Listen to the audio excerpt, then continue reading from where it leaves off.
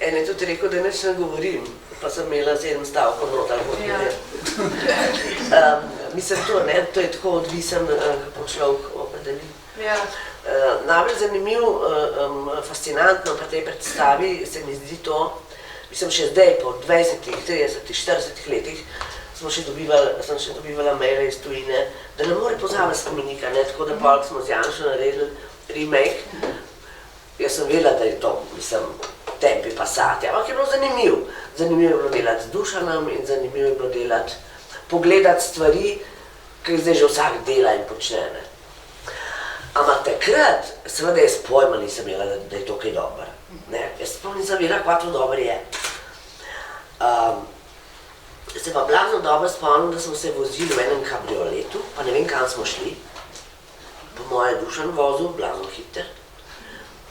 Se pravi, to je ena zelo močna slika. In druga močna slika je, ker so nas povabili v Sarajevo na MES festival. In še preden sem jaz dol prišla s predstavo, so imeli dol že revolucijo. Mislim, to študentje, cajtengi, naša predstava je bila v popratnem programu, se pravi v spremljevalnem programu in so noreli, da ne, da to ne more biti, da je treba to, ne, uredni program dati. Skratka, fama se je širila, še preden sem prišla, no, to hočem reči. In to je dejalo en poseben okus, ali pa von, ali pa je predstavi še dodajalo nekih, ne, ker zdaj ne znam povedati, kaj pravzaprav. Skratka, tako da sem jaz pol dobila tam ene 7 nagrad, od raznih študentskih organizacij, časopisov, ne, pa eno uradno uro, ali pa sem dali, ja. Ampak to hočem reči, da je bila atmosfera, ne, vsi so že čakali, kdaj bo prišlo. Kdaj bo prišlo to, pa da vidim. Ker pol naslednje leto, to sem prej rekla, da eni pravi, da nisem tudi besede nič rekla v tej predstavi, ne. Pol naslednje leto sem pa v Novi Gorici delala pa Krst pri Samišči, Sergio tamle, ki sedi. In se pravi, Tone Pršak je naredil dramatizacijo Krsta pri Savici. In tlele v Ljubljani so nas spet, v Sloveniji so nas vse ofluhtali, pa to pa so nas povabili v Sarajevo, ker sem spet dobila nagrado. Ampak so rekli, pazi ti to, pazi, ona umej da govori. Se pravi, da prej res nisem niti besede rekla. Jaz z Ljubico Podgoršek smo začeli delati spomlad. Morali smo si najti svoje znake, da smo si te kretnje zapisali.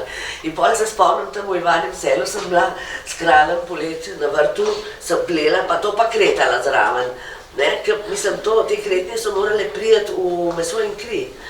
Ker ona ni hotela govoriti in ni hotela brati iz ust namreč. Se je delala, da ne razume.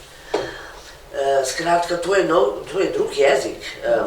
To je jezik, tako kakšen od slavnih romanskih ali pa germanskih jezikov.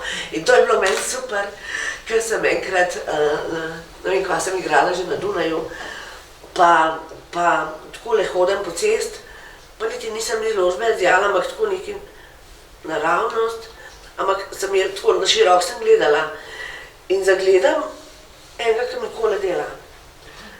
In pogledam, in je bil en od teh gluhonemih ljudi, ti sem se čez cesto vse zmenila. Tako sem bila srečna, tako, hočem reči, to je ta pravi jezik, no. Vsaka predstava je tako različna in vsak čas, v kateri nastaja predstava, je specifičen. In vsak režiser, pa vsaki kolegi, s katerimi skupaj igraš, pač naredimo svojo kemijo in svoje, obe predstavi sta mi zelo ljubi, no, moram reči. Peter Božič se je pri Španski kraljici lotil 2 bratov, ne, en na eni strani, en na drugi.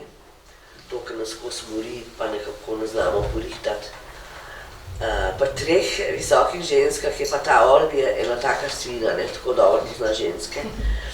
in je naredil vloge ABC.